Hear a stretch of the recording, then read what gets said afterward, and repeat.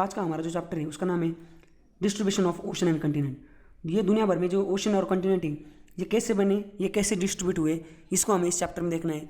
और ज्योग्राफी का पूरा एक इंपॉर्टेंट जो टॉपिक होगा ज्योग्राफी का सबसे इंपॉर्टेंट टॉपिक तो वो है प्लेट टेक्टोनिक थ्योरी, जिसके बिहाफ पे पूरी ज्योग्राफी वर्क करती है। तो वो प्लेट टेक्टोनिक थ्योरी हम इस चैप्टर में देखने वाले हैं। तो चलिए स्टार्ट करते हैं। अब देखिए इस चैप्टर, ये जो चैप्टर है ना डिस्ट्रीब्यूशन ऑफ ओशन और कंटिनेंट, इस चैप्टर में हमें ऊपर ये तीन चीज़ें देखनी। सबसे पहली चीज़ है कंटिनेंटल ड्रिप थ्योरी, दूसरी चीज़ है सी फ्लोर स्प्रेडिंग थ्योरी और तीसरी प्लेट टेक्टोनिक थ्योरी। अब इसको हमें एकदम स्टोरी के तहत समझने की कोशिश करते हैं ये तीन थ्योरीज को। अब देखो सबसे पहले जब ह्यूमन का इवोल्यूशन हुआ तो सबसे पहले जैसे हमने हिस्ट्री में देखा था ये पैलेलिथिक पीरियड था, स्टोन एज था, तो लोग एकदम गंवार थे। उसके बाद थोड़े थोड़े सिविलाइज होने लगे, उसके बाद राजा रजवाड़े आए, उसके बाद एटोक्रेसी आई, उसके बाद अभी मॉडर्न हिस्ट्री में डेमोक्रेसी आई। तो अब तक लास्ट 100-200 साल 300-400 साल पहले तक तो पता भी नहीं था कि ये ओशन और कंटिनेंट कैसे बने। अभी लास्ट 100 साल में ये पता चला। तो सबसे पहले कोई आदमी तो होगा ना जिसको ये क्वेश्चन आया होगा कि ये जो हम ओशन है, ये कंटिनेंट है जिसमें हम रह रहे, ये बना कैसे। तो ऐसे कुछ ज्ञानी आत्मा थे, कुछ साइंटिस्ट लोग थे जिनको ये क्वेश्चन राइज हुए उनके मन में कि भाई साहब ये बना कैसे। तो उन्होंने उससे रिलेटेड अपना काम चालू कर दिया। अब उन्होंने काम किया बट एक आदमी को फुल प्रूफ उसका कुछ रीज़न ही मिला नहीं कि ये बना कैसे। तो सबसे शुरू में एक आदमी आया, उसने कुछ रिसर्च किया, उसको कुछ मिला तो उसने बोला अच्छा ऐसे ऐसे बना है। तो दुनिया ने उसको एक्सेप्ट किया।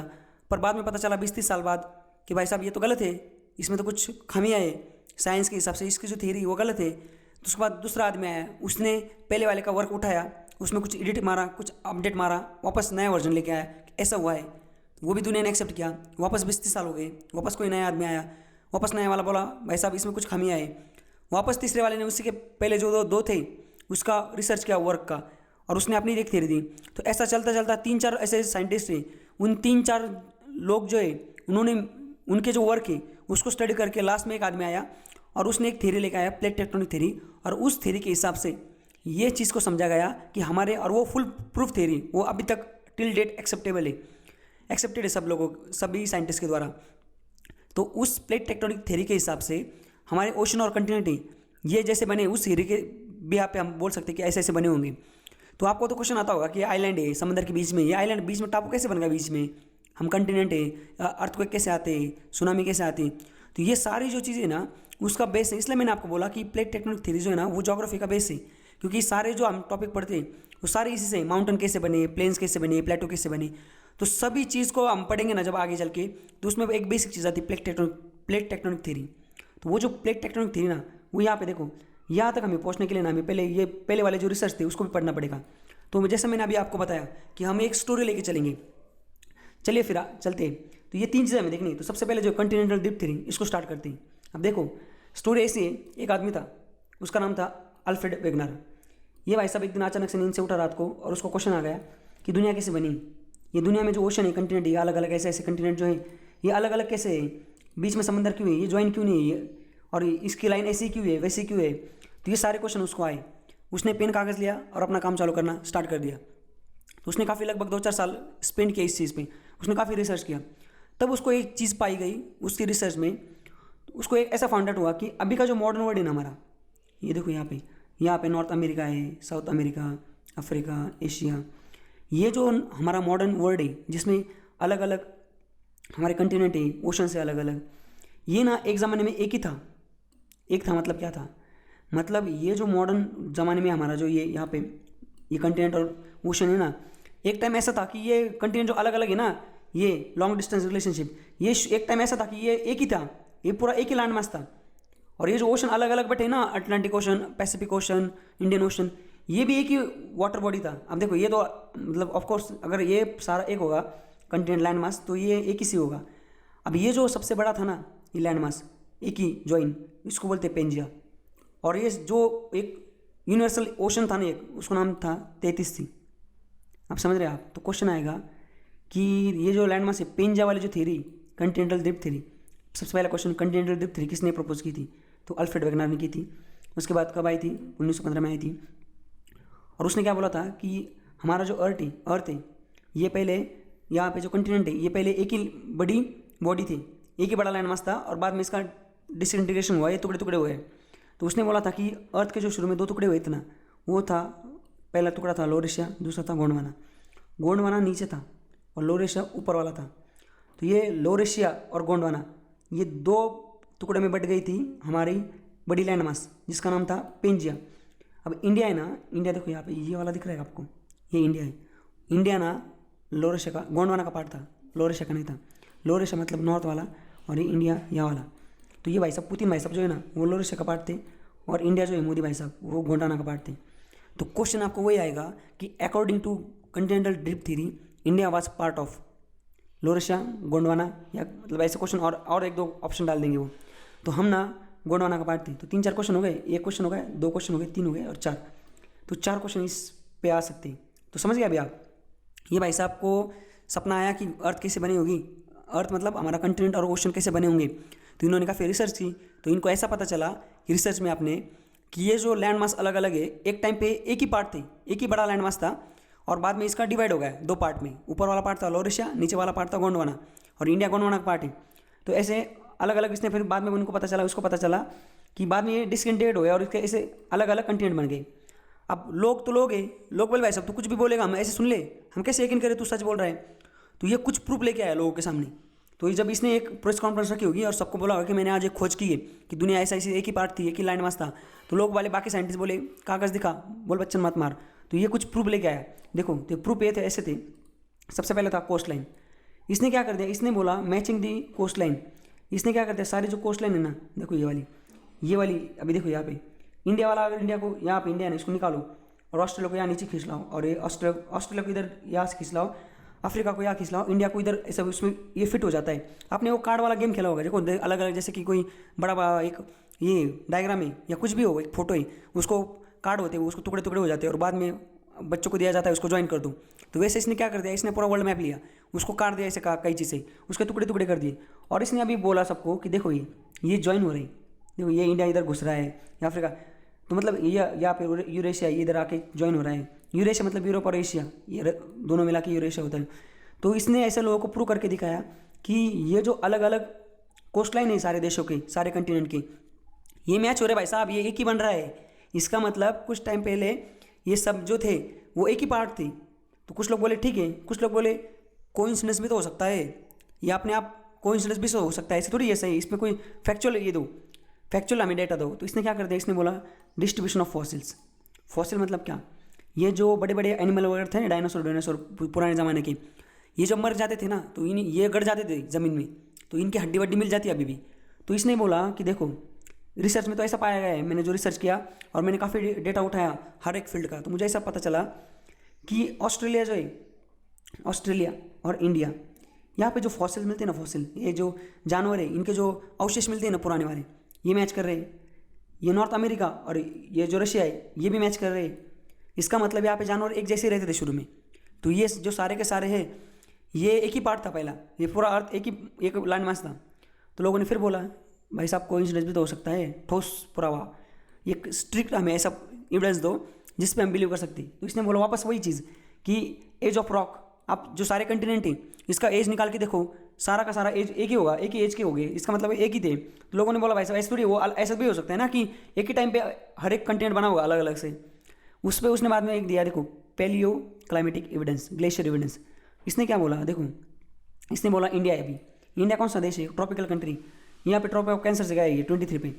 अब इंडिया ट्रॉपिकल है, फिर भी हिमालय के अंदर आप जाओगे वहाँ पे काराकोरम रेंज उधर, वहाँ इतना ठंडी, वहाँ पे इतना ग्लेशियर है, जो ग्लेशियर कहाँ पे, ये यहाँ पे ऑस्ट्रेलिया में। तो ये बोला ऐसा कैसे, फिर यहाँ पे जो ग्लेशियर है वही ग्लेशियर वहाँ पे, इसका मतलब ये दोनों पहले एक ही जगह थी। लोगों ने वापस बोला बकवास मत कर, वापस नया नेक्स्ट एविडेंस। तो इसने नेक्स्ट एविडेंस दिया, ये क्या है, बॉटनिकल एविडेंस। इसने बोला यहाँ के जो फ्लोरा है, यहाँ पे जो है ना प्लांट्स वगैरह ट्रीज़ वगैरह है, ये भी सेम है पुराने और अभी की। तो शुरू में तो फिर लोगों ने बोला इतने जो एविडेंसेस थे, तो काफ़ी लोगों ने इस पर बिलीव कर दिया, काफ़ी लोगों को डाउट था, फिर बोल रहे थे भाई साहब ये आप बकवास कर रहे हो, कोइंसिडेंस भी तो हो सकता है इस वजह से।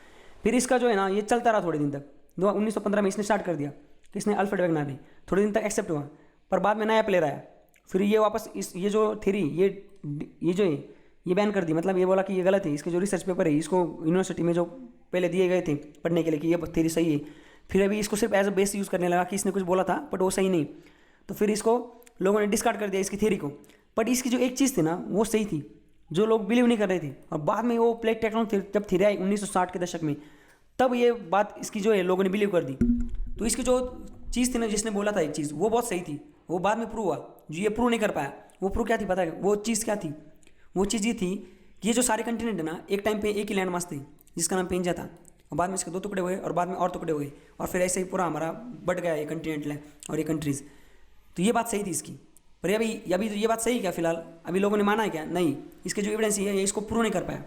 तो इस पे क्वेश्चन आ सकते हैं। पहला इस तरह से मैंने स्टोरी देखी, पहला प्लेयर तो था एक आदमी जिसको सपना पड़ा था कि कैसे बनी हुई दुनिया, उसका नाम था अल्फ्रेड वेगनर।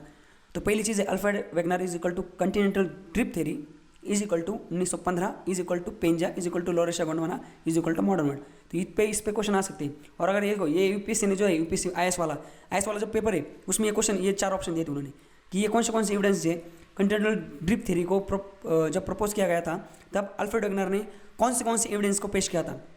तो ये 4 एविडेंस दिए थे उसने, समझ रहे आप? तो इसको आप याद रखिए। उसके बाद ये 2 नंबर आया। अभी देखो दूसरा प्लेयर आया, उसका नाम था अल्थर होम्स।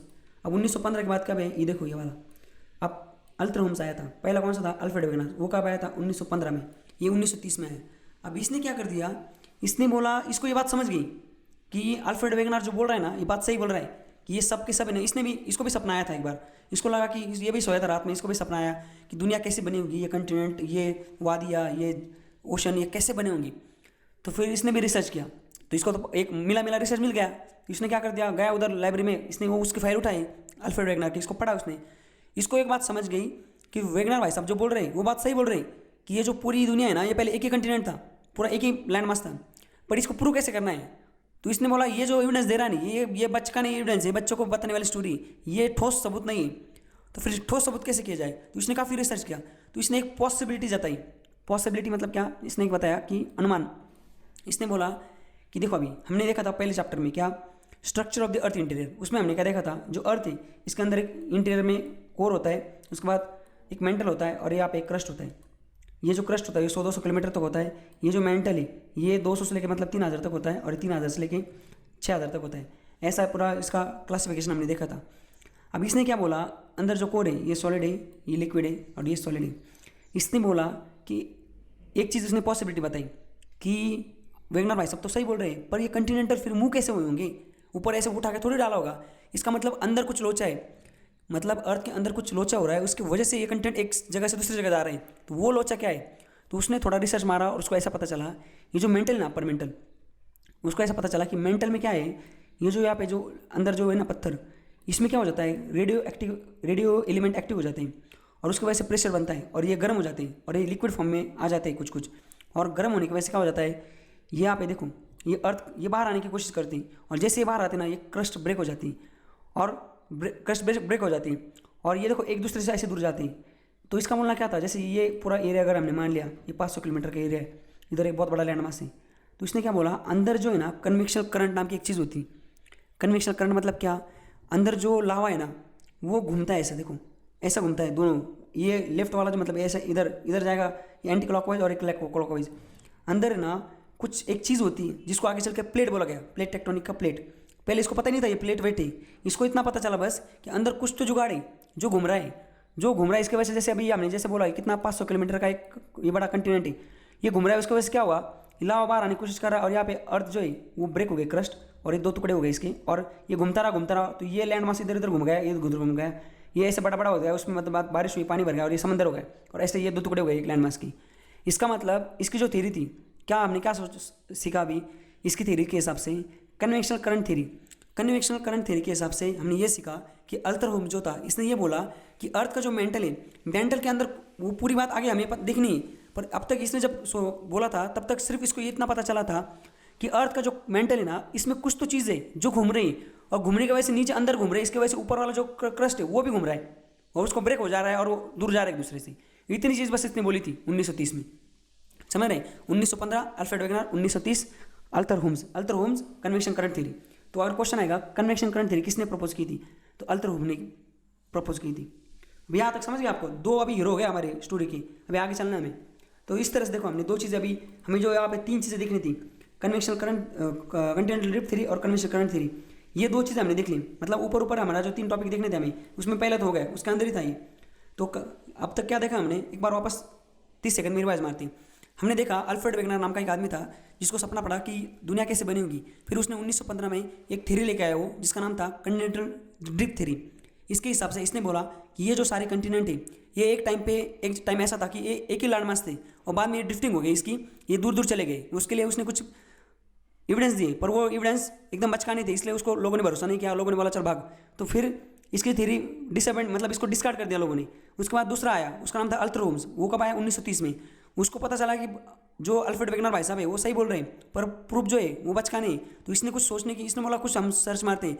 तो इसने कुछ रिसर्च किया, तो इसको एक पता चला कि अर्थ के अंदर जो कोर, मेंटल और क्रस्ट होता है, तो मेंटल के अंदर ना कुछ कन्वेक्शन करंट नाम की चीज़ होती है जो कि घूमती है क्लॉकवाइज एंटी क्लॉकवाइज, और उसके वजह से अर्थ की जो क्रस्ट है वो भी घूमती। बस इतनी बात इसने बोली थी। अब आगे हमें देखना है दूसरे इसमें, समझ गया यहाँ तक। तो चलो दूसरा पार्ट देखते हैं। दूसरा पार्ट नाम क्या है, सी फ्लोर स्प्रेडिंग थ्योरी। अब इसमें क्या है, अब देखो वापस दो भाई साहब थे, दो, इसका नाम था, एक का नाम था हैरी हेस, दूसरे का नाम था रॉबर्ट डायट्स। अब तक कितने हमने देख लिए, दो। पहला था अल्फ्रेड वेगनर 1915, अल्तर होम्स 1930। अब ये दो पिक्चर में आ गए। अब ये दो दोस्त ये गए तो घूमने गए जंगल में, इनको वापस क्वेश्चन आया कि ये दुनिया बनी कैसे होगी।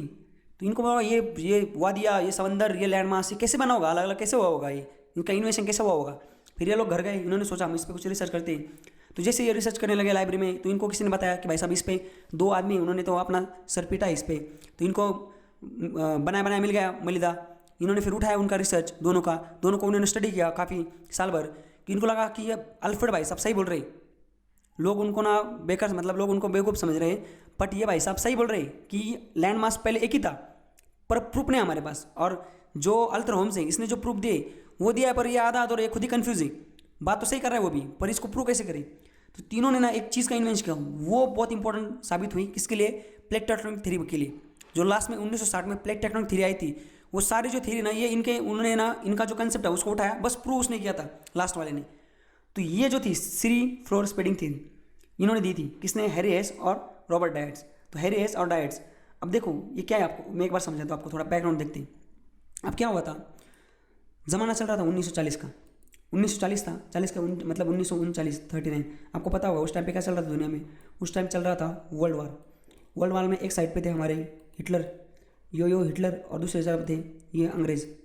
अब अंग्रेज़ और हिटलर, इनके बीच में चल रहा था वर्ल्ड वार। अंग्रेज़ और हिटलर मतलब इसके अलाई कंट्री बाकी, और ये जो अंग्रेज़ है इनके भी, इंग्लैंड वाली, इनके भी अलाइज कंट्री। अब उस टाइम पे क्या हुआ, ये जो हिटलर था ना, ये खतरनाक लेवल का इन्वेंशन वाला आदमी था। इसने वर्ल्ड ये जो न्यूक्लियर वेपन भी बना लिया था, और उसने एक चीज़ बनाई थी, सबमरीन। अब इसने सबमरीन बनाई थी, पानी में तैरने वाली जो होती है सबमरीन वो। तो तब तक क्या लग रहा था दुनिया को, उस टाइम तक सब लोग गवार थे, इतना एजुकेशन वगैरह ज़्यादा कुछ नहीं था, सिर्फ ये वेस्टर्न कंट्रीज़ के कुछ लोग पढ़े हुए थे, साइंस का थोड़ा इवोल्यूशन हो रहा था, बट इतना नहीं हो रहा था कि पूरी दुनिया पूरा इन्होंने खोज लिया, इतना कुछ नहीं हो रहा था। तो सब लोग क्या एज्यूम करके चल रहे थे कि समंदर का जो बॉटम होगा ना वो फ्लैट होगा, ऊपर से समंदर दिख रहा है, मतलब इसका मतलब क्या है, अंदर तो कोई गया नहीं था एकदम डिटेल में। तो इनको लगा कि हम समंदर के अंदर अगर नीचे जाएंगे तो समंदर के अंदर तो फ्लैट होगा एकदम, एक रूम की तरह, जाएंगे तो चलते चलते जा सकते हैं, इनको पता ही नहीं। तो जर्मनी की जो सबमरीन थी हिटलर वाली, हिटलर ने अपनी सबमरीन डाक दी समंदर के अंदर इनको काउंटर करने के लिए। तो सबमरीन जैसे अंदर पहुंची ना, तो ये जो सबमरीन के जो वो चालक थे, वो ड्राइवर लोग, उनके तोते लाल हो गए। उनको लगा साला ये क्या है। उन्होंने जब देखा तो उनको पता चला कि समंदर का जो बॉटम है ना, वहाँ पे काफ़ी अलग अलग चीज़ें हैं, काफ़ी अलग अलग फीचर्स हैं। समंदर का जो बॉटम है वो बिल्कुल भी फ्लैट नहीं है, उसमें काफ़ी अलग अलग जोग्राफिकल फीचर्स, ओशनिक फीचर्स हैं। तो वो जब पता चला तो ये लोग वापस आए, फिर उन्होंने उस पर थोड़ा स्टडी किया, और फिर उन्होंने बताया कि ओशन का फ्लोर है ना वो फ्लैट नहीं। फिर उन्होंने ओशन फ्लोर की मैपिंग की, और उसको जो अलग अलग जो फीचर्स थे उसको नाम दिया। तो वो हमें पढ़ना है एक बार, तो वो आपको एक बार ऊपर ऊपर बता देता हूँ, फिर हम ये देखेंगे हैरी हेस और डायट्स की ये स्टोरी। अब क्या होता है देखो, ओशन के अंदर ना ये बीच में ना मिड ओशन नाम की एक चीज़ होती, ये हमें यहाँ पे देखनी, सी फ्लोर स्प्रेडिंग थ्योरी में। उसको छोड़ के बाकी चीज़ें देख लेते हैं। देखो यहाँ पे उन्होंने देखा कि समंदर के अंदर ना जब ये आइलैंड होते हैं, देखो आइलैंड यहाँ पे, तो आइलैंड मतलब क्या, समंदर के अंदर ऐसे मिट्टी होती, तो मिट्टी का इतना बड़ा ढेर कि अगर वो उसकी जो ऊपर वाली जो टोपी वो अगर पानी के ऊपर आ जाए तो वो बनता है आइलैंड। अब जो आइलैंड है ना, जो अंदर ही ओशन की, समझ रहे, जो पानी के अंदर ही है, आइलैंड है पर पानी के अंदर है, उसका टोपी ऊपर नहीं निकली है, तो वो जो है उसको बोलते हैं सी माउंट। ये जो है ना यहाँ पे इसको बोलते हैं कंटिनेंटल शेल्फ। ये आप हमें नेक्स्ट ओशनोग्राफी में कहें, इसको बोलते हैं कंटिनेंटल स्लोप और इसको बोलते हैं कंटिनेंटल राइज। ये जो ओशन है ना, जहाँ से कंटिनेंटल स्लोप राइज और ये खत्म हो जाते हैं, उसके बाद है ना यहाँ पे एक ट्रेंच नाम की एक बहुत बड़ा गड्ढा होता है। ये गड्ढा, ये इसको बोलते हैं ओशनिक ट्रेंच। अब एक बार इसको देख लेते हैं, क्योंकि ये सारी जो चीज़ें बनती ना ये इसी के आधार पे बनती। तो ये जो चीज़ है इसका इन्वेंशन क्या था, किसने, हैरी हेज और डायट्स ने। तो इनका जो बोलना था ये हमें देखते हैं। अब इन्होंने क्या कर दिया, इन्होंने अल्थर होम्स का जो था 1930 का बनाया उसको उठा लिया। कौन सा, convention current theory. Convention current theory के हिसाब से इन्होंने सिर्फ उसको एक्सप्लोर किया और उसका जो है समंदर के और जो कंटिनेंट है इनकी मूवमेंट से उनको उसको रिलेट कर दिया। अब कैसे किया उसको हमें देखना है। अब देखो अल्थर होम ने क्या बोला था कि कन्वेक्शन करंट थ्योरी होती, कन्वेक्शन करंट नाम की कोई चीज़ होती समंदर, ये लैंड के अंदर, हमारे ओशन के अंदर, अर्थ के अंदर, और जिसकी वजह से अंदर वो ये गर्म हो जाती है रेडिएक्टिव सब्सटेंस की वजह से, मेंटल, और ये घूमता रहता है और उसकी वजह से लैंड से दूर हो जाती है। तो उसी को इन्होंने उठाया, किसने, हैरी हेज और डायट्स ने। इन्होंने क्या बोला, इन्होंने इसको कन्वेक्शन करंट जो था ना इसको नाम दिया डाइवर्जन ऑफ प्लेट। इन्होंने बोला ये जो एक इसको प्लेट बोलेंगे हम, मतलब ये जो पूरा अंदर मैग्मा है, मतलब ये मेंटल फॉर एग्जाम्पल ये सॉलिड हो लिक्विड हो, इसको हम बोलेंगे इसके अंदर, जैसे कि ये अब इसके अंदर गर्म हो गए और ये एक दूसरे से दूर जाने लगी, तो ये जो एक साइड है ना इसको बोलेंगे वन प्लेट और उसको बोलेंगे अलग प्लेट। तो इन्होंने बोला इसको प्लेट बोलेंगे।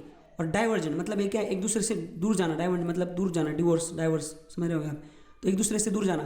तो ये जो प्लेट है एक दूसरे से दूर जा रही थी। अब उसके वजह से क्या होता है, ये बोल रहे हैं कि हैरी हेज और डायट्स ने बोला कि कन्वेक्शन करंट की वजह से अर्थ के अंदर जो ये मेंटल के अंदर जो मैग्मा है वो गर्म हो रहा है, और वो इतना गर्म हो रहा है कि ये एस्केप होने की कोशिश कर रहा है, बाहर निकलने की कोशिश कर रहा है। और उसके वजह से ये जो प्लेट से एक दूसरे से दूर जा रही, ये इस साइड जा रही, ये उस साइड जा रही, और जैसे ये जा रही बीच में, जैसे अभी ये तो अर्थ ये अभी खुल रहा है, देखो ये तो बंद होगा पहले, यहाँ पे भी ग्रीन होगा, तो इसके वजह से एक जगह ऐसी होती जो एकदम कम, मतलब ये होती ना, क्या बोलते हैं, जहाँ पे जल्दी से अटैक हो सकता है, जो मजबूत ना हो, ऐसी जगह से वो वहाँ पे अटैक कर देता है और वहाँ को अर्थ क्रस्ट जो है वो ब्रेक हो जाती है और वहाँ से आता है मैग्मा बाहर। समझ रहे आप, वो मैग्मा बाहर आता है और वो समंदर, अभी ये बात कर चल रही समंदर के अंदर, मतलब हम जो देख रहे हैं सी स्प्रेड थ्योरी, ये चीज़ समंदर के अंदर हम देख रहे हैं फिलहाल, इसको बाद में हम कंटेंट पे भी देखेंगे। अभी फिलहाल इस थ्योरी में जो है वो समंदर के अंदर है। तो समंदर के अंदर जो प्लेट्स होती है वो घूमती है, उसके अंदर से ये लावा बाहर आता है और वो समंदर में फैल जाता है और उससे बेसाल्टिक इरप्शन होता है। बेसाल्टिक मतलब क्या, इग्निशियस रॉक जो हमने देखी थी। मैंने आपको बताया था कि मैंने ये जो हमारा सिलेबस ने इसको ऐसे अरेंज किया है कि एकदम सीक्वेंस है। अब अगर हमने रॉक टाइप ऑफ रॉक नहीं देखा होता तो हम ये पढ़ ही नहीं पाते। तो इग्निशियस रॉक जो प्राइमरी रॉक है, जो कैसे आती है, अंदर का जो लावा बाहर आता है मैग्मा, और वो जब ठंडा हो जाता है तो उसको हम लावा बोलते हैं, तो वो जो है उसको बोलते हैं इग्निशियस रॉक। तो अभी ये जो इग्निशियस रॉक है ना, अगर ये समंदर में आके समंदर के ओशन के अगर क्रस्ट से निकले तो उसको बोलते हैं बेसाल्टिक, और अगर ये कंटिनेंट के क्रस्ट से निकले तो उसको बोलते हैं एंडेसेटिक। तो यहाँ पे बेसाल्टिक इरप्शन होता है। इरप्शन मतलब क्या, बाहर आके फैल जाना। तो ये कन्वेक्शन करंट में जो प्लेट होती है ये घूमती है, इसमें प्रेशर बनता है, ये समंदर के अंदर वाला क्रस्ट को ब्रेक करता है, अंदर से मैग्मा बाहर आता है, इधर समंदर के अंदर नीचे आपको लग रहा है पानी पानी होता है, फिर भी पानी के अंदर नीचे ब्रेक होके समंदर के अंदर से मैग्मा बाहर आता है, पूरा फैल जाता है, उसको बोलते हैं बेसाल्टिक इरप्शन। और वो लावा फैल जाता है पूरा और एक जगह आके एक्यूमुलेट हो जाता है, मतलब इकट्ठा हो जाता है, समझ रहे। और वो जो इकट्ठा होता है बीच में एकदम, वो अभी लावा मतलब एक जगह एक होल नहीं होता, वो पूरी एक लाइन होती है पूरी पूरी। तो वो जो लाइन है ना उसको बोलते हैं मिड ओशन क्रीज, और वो होती है न्यू ओशन क्रस्ट। ये क्या है देखते हैं। अब देखो इधर देखो, अभी अब हैरी हेज और डायट्स ने क्या बोला, इन्होंने बोला कि समंदर के अंदर शुरू में एकदम शुरू में क्या होगा, ये पूरा पूरा नहीं फ्लैट होगा, ये कुछ भी नहीं होगा, ऐसा कुछ भी नहीं होगा। बस शुरू में क्या हुआ, जैसे कि अल्थर होम्स ने बोला, यहाँ पे ना ये देखो, यहाँ पे अंदर एकदम नीचे ये क्या है, कन्वेक्शन करंट है, इसको प्लेट बोला है उसने, ये इधर घूम रही, ये इधर घूम रही, अंदर क्या है, नीचे मैग्मा है। मैग्मा इतना गर्म हो गया, इतना प्रेशर क्रिएट हो गया कि यहाँ पे ना अर्थ क्रस्ट ब्रेक हो गई। जैसे अर्थ क्रस्ट ब्रेक हो गई ना, यहाँ से लावा बाहर आया, लावा बाहर आया, और ये देखो ये बेड दिख रहे हैं ना अभी, ये अलग अलग है। एग्जाम्पल मानो ये एक ही शुरू में, जैसे इसको पकड़ो, एक ही है, ऐसे यहाँ पे होगा, एक पूरा का पूरा लावा आके एक्यूमुलेट हो गया और पूरी एक रीच बन गई, मतलब ये पूरा जो लाइन है ना वहाँ से पूरी एक दरार बन गई, पूरी की पूरी लाइन एक बहुत बड़ी दरार बन गई। उस दरार में से लावा बाहर आया और कुछ टाइम बाद वो अपना टाइम के हिसाब से वो ठंडा हो गया, वो जो मैग्मा था वो लावा वो ठंडा हो गया लावा, और लावा ठंडा होने की वजह से वहाँ पे एक रीच बनी जिसको क्या बोलते हैं, मिड ओशन क्रीज। समझ गए, ये मिड ओशन क्रीज बन गई। और ये कैसी मिड ओशन क्रीज, ये कौन सी, उसने यहाँ पे क्या लिखा है, न्यू रॉक। न्यू रॉक क्यों बोला है, क्योंकि अंदर वाली इग्निशियस रॉक है ना, प्राइमरी रॉक, ये नई नई बनी अभी ताज़ा ताज़ा। ये जो है ये पुरानी वाली ओल्ड, ये तो नई नई एडमिशन हुआ है ना इसका। तो ये जो नई रॉक है इसको बोलेंगे हम, ये नई रॉक को मिड ओशन क्रीज। अब क्या होगा, अब हो गया जैसे कि प्रेशर क्रिएट हो गया, ये मिड ओशन क्रीज बन गई। अब 1 साल हो गया, 2 साल हो गया, वापस अभी अर्थ के अंदर तो केमिकल लॉ चालू ही है, वापस रेडियो एक्टिव सब्सटेंस की वजह से वापस अंदर जो है ये प्लेट्स ये वापस घूम गई, गर्म हो गया, वापस ऊपर अर्थ क्रस्ट ब्रेक हो गई और वहाँ पे बेसाल्टिक इरप्शन हुआ, बेसाल्टिक इग्निशियस वो रॉक, और वो वापस ठंडी हो गई, वापस एक बेड बन गया पूरा, वापस एक मिड ओशन क्रीज बन गई। अब मुझे बताओ पहली जो रिज थी वो क्या हो जाएगी, उसके 2 हिस्से में बैठ जाएगी, वो इधर आधी जाएगी इधर आधी जाएगी, बात सही है ना।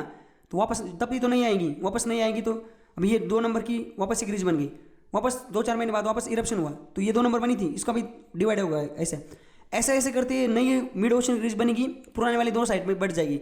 तो ऐसा करते करते करते एक टाइम ऐसा आएगा, ये जो है ना बनी थी, देखो जैसे कि अभी 2020 में एक मिड ओशन क्रीज बनी, 21 में 22 में बनते बनते, ये 22 में नहीं बनी, 30 में, तो 2020 वाली इधर आ गई। देखो एक टाइम ऐसा आएगा, ये जो ट्रेंच ना, ये गड्ढा बहुत बड़ा, ये गड्ढे में ही चली जाएंगी।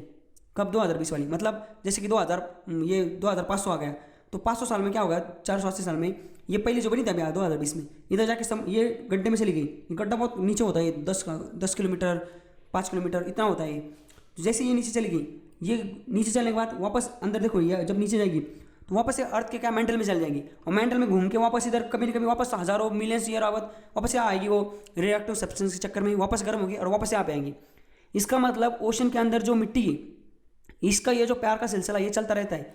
यहाँ से मिड ओशन क्रीज बाहर आएगी, ये मिट्टी वहाँ पे यहाँ से जाते जाते जाते जाते एक टाइम ऐसा आएगा, सालों हज़ारों मिलियंस ईयर इधर गड्ढे में गिर जाएंगी, वापस इधर आएंगी, वापस मिड ओशन क्रीज से ये बेसाल्टिक इरप्शन होगा। अब ये सारा क्यों हो रहा है पता है क्या, ये हो रहा है कन्वेक्शन करंट थ्योरी की वजह से।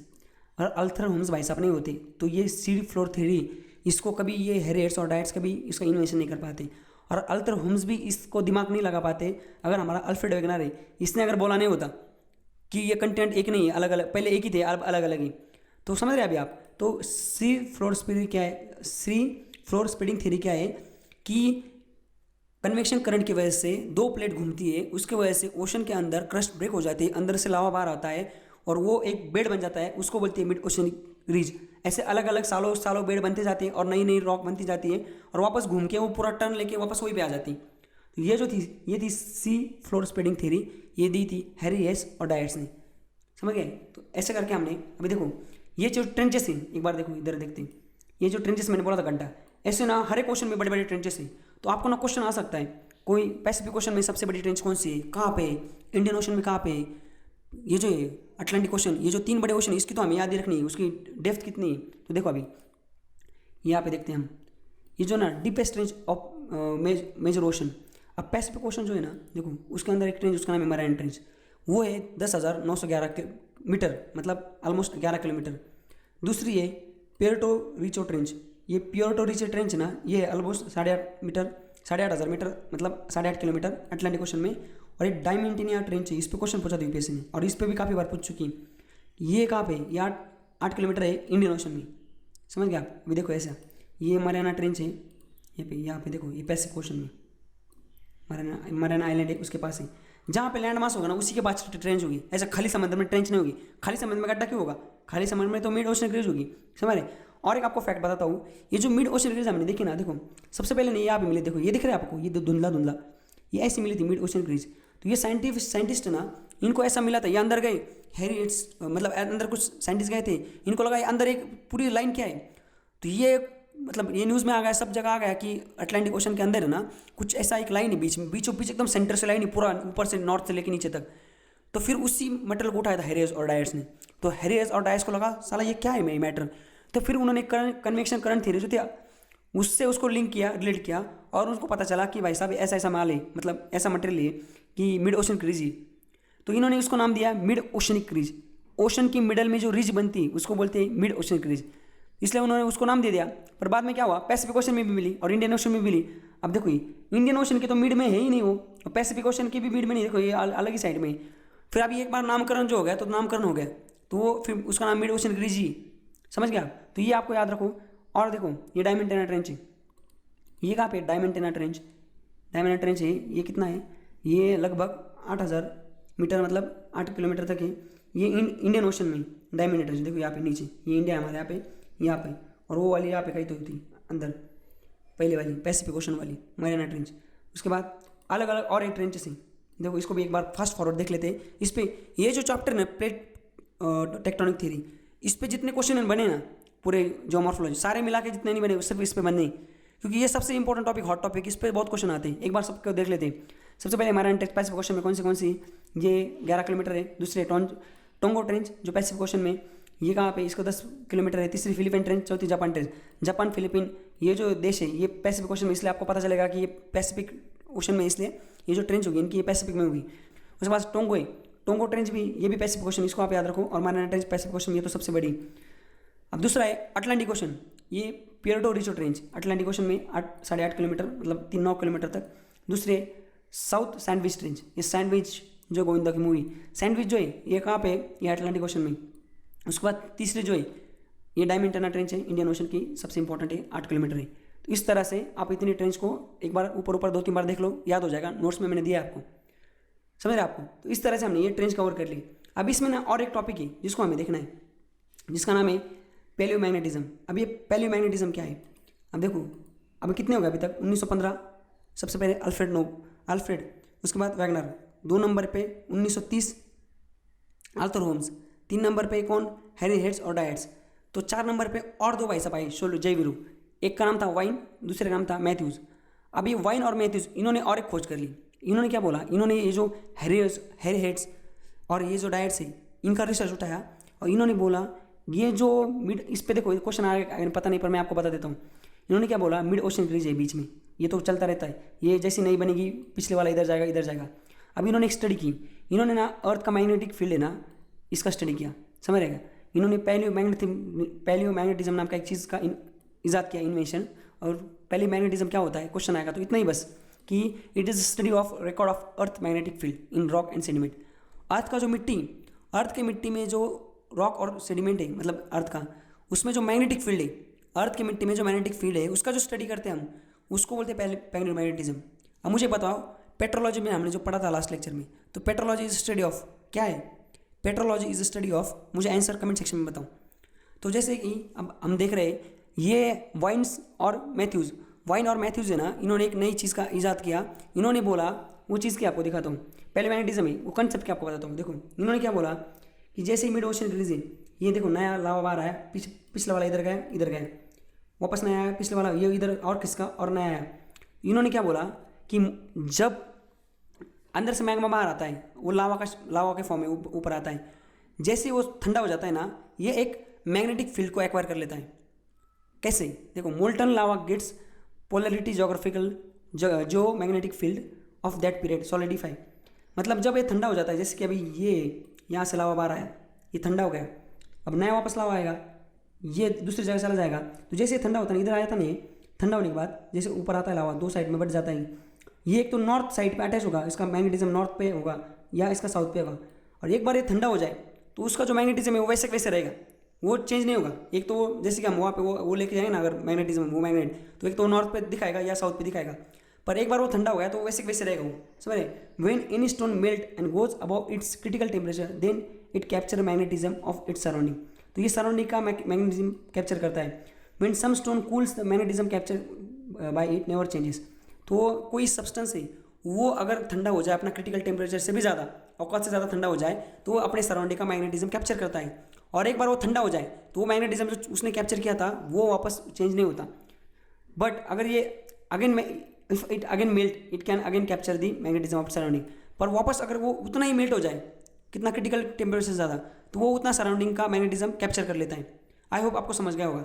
एकदम सिंपल भाषा में आपको बताता हूँ कि हमारा जो ये मिड ओशन क्रीज है उसमें से जो लावा बाहर आता है वो ठंडा हो जाता है, तो वो एक तो साउथ या नॉर्थ और साउथ का मैग्नेटिज्म पकड़ लेता है। और वो कैसे पकड़ लेता है ये, क्योंकि अंदर से जो लावा आ रहा है वो क्रिटिकल टेम्परेचर से ज़्यादा है, तो एक तो ये नॉर्थ का मैग्नेटिज्म पकड़ेगा या साउथ का मैग्नेटिज्म पकड़ेगा। दूसरा, और एक बार ये ठंडा हो जाए तो मैग्नेटिज्म चेंज नहीं होगा। तो ये जो स्टडी ऑफ अर्थ के रॉक के अंदर जो मैग्नेटिज्म का स्टडी, मैग्नेटिक फील्ड का, उसको बोलते हैं पैलियोमैग्नेटिज्म। इतना ही बस इसमें, अभी आप समझ गए होंगे। ये किसने बोला था, वाइन्स और मैथ्यूज़। तो इस तरह से हमने, देखो यहाँ पे इस तरह से हमने ये जो पहले 2 टॉपिक थे हमारे, कॉन्टिनेंटल ड्रिप थ्योरी और sea floor spreading, spreading theory, इस दोनों को देख लिया और ये इनके दोनों के अंदर सब टॉपिक्स थे। एक बार वापस 1 मिनट में उसको रिवाइज करते हैं।